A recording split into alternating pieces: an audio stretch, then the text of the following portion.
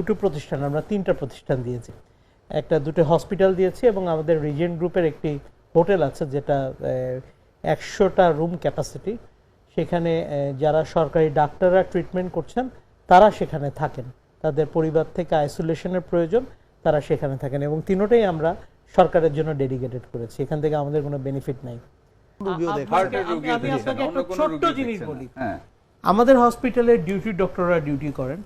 যখন তাদেরকে আমি জানালাম যে আপনারা এই করোনা পেশেন্টে করতে হবে, স্ট্রেট ওয়েতে তিনি একজন ডক্টর আমাকে বললেন, একদম আমার মুখের সামনে বললেন যে স্যার আমাদেরকে যদি প্রত্যেকদিন 20,000 টাকা করে দেন তাহলে আমি ডিউটি করব, কারণ এটা একটা রিস্ক নিতে হবে।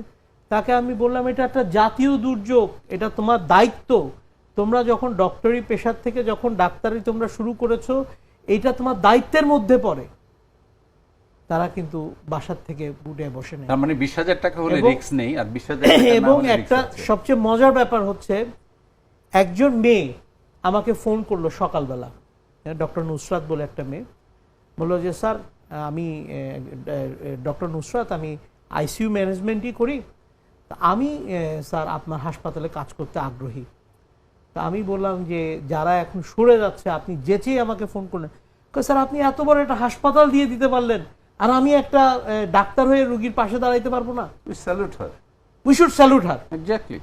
এবং তার দেখা দেখি আরো বেশ কিছু ডক্টর কিন্তু সাথে সাথে চলে আসতো।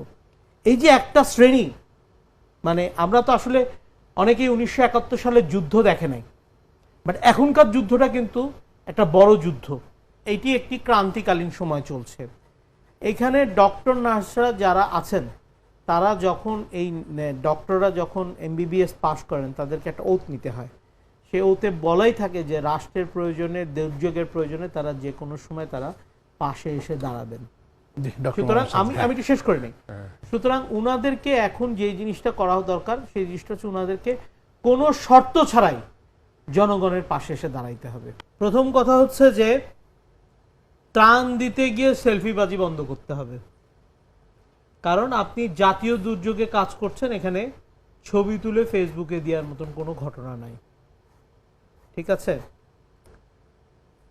অনেক কাজ আমরা করি যেগুলো আমরা সোশ্যাল মিডিয়াকে বলি না, এবং হাদিসও তাই বলা আছে যে তুমি দান করলে এক হাতে করবে আর এক হাতে তুমি জানবে না।